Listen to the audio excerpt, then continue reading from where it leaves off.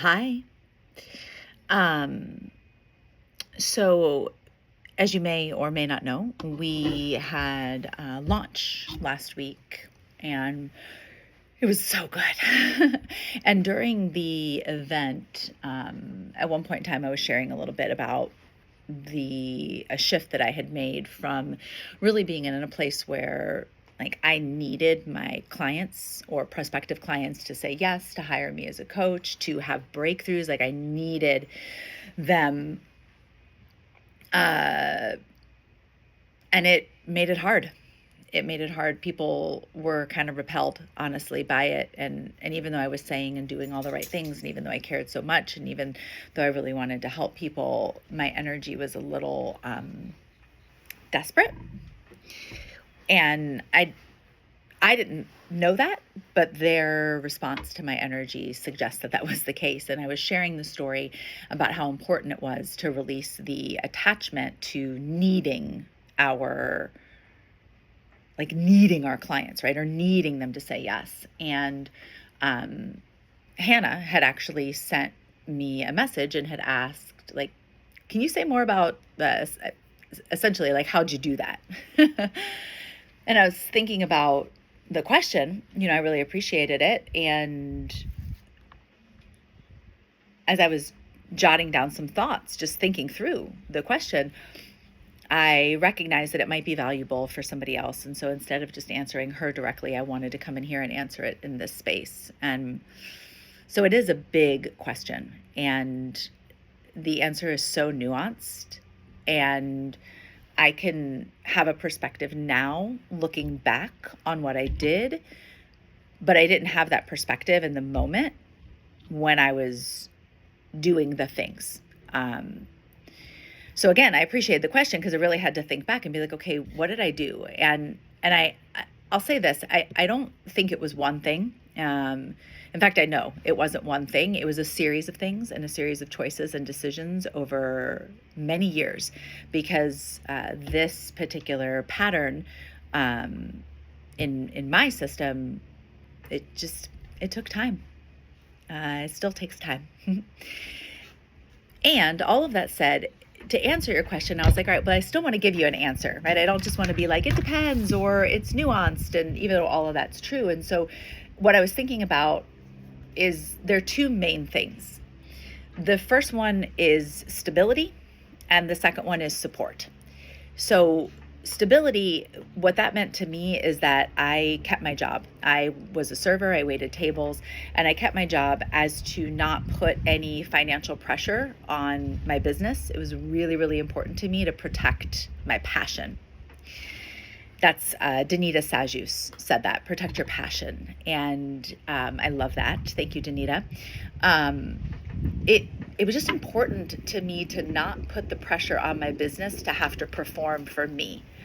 I wanted to be able to have movement and flexibility and not go into every single conversation needing them to say yes, because in those spaces then I would stretch my boundaries. I would kind of morph myself into who I thought they needed me to be in order to get their yes. And it's a really hard way to live. So number one, stability. The second thing is support.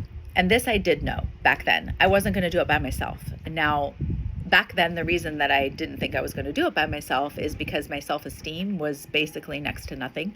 I wouldn't have languaged that at the time, but I certainly did not trust myself. I did not believe that I would be able to figure it out by myself. So it wasn't coming from like a consciously healthy place, but it was a beautiful act of care for myself to be like, hey, listen, I need help. And so I went to ECCP, and then I went back, and then I went back again, and then I went back again and again and again. And when I was in those rooms, I showed up. I didn't phone it in. I played full out. I raised my hand to coach. I raised my hand to be coached. I played full out when I practiced with my peers. Even when it was for coaches practice, I played full out as the client. I hired my own personal coaches over the years, and all of those things have been, and they continue to be, very significant parts of my own internal healing process, because for me, the I need energy was coming from a place of like low self-worth. It was coming from a deeply rooted belief in my unworthiness. So I didn't realize what I was doing while I was doing it. So I didn't have actually the capacity to pull myself out of it alone. I needed the external support and the external perspective that could help me not only identify, but also work through the blind spots that were in my own life. I had a very, very deep entanglement between my worthiness and my work, my performance, like my person, who I was, and my performance. And I needed to learn how to unravel that. And I did that by healing, like, and integrating those wounds in my own internal system. I needed to learn how to validate myself. I needed to recognize the ways in which I was unconsciously making my clients responsible for my okayness, for my sense of stability. I was putting that responsibility on my clients. And whether they were able to identify it or not, my imagination now looking back is that they felt that and they were not interested in that responsibility. They didn't ask for that. And so they had to energetically say no, because I wasn't offering them a coaching package. I was offering them the opportunity to validate my self-worth and my self-esteem. And oh my goodness, you guys, that's a lot. And that's not fair. And so I was in my desperation for approval and validation.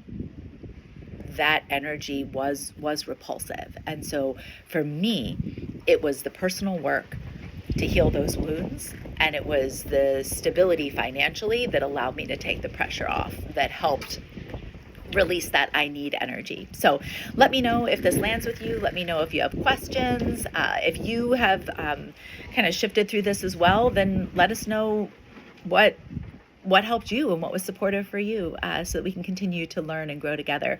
I appreciate the question. I hope this serves, and we'll talk soon. Take care. Bye, y'all.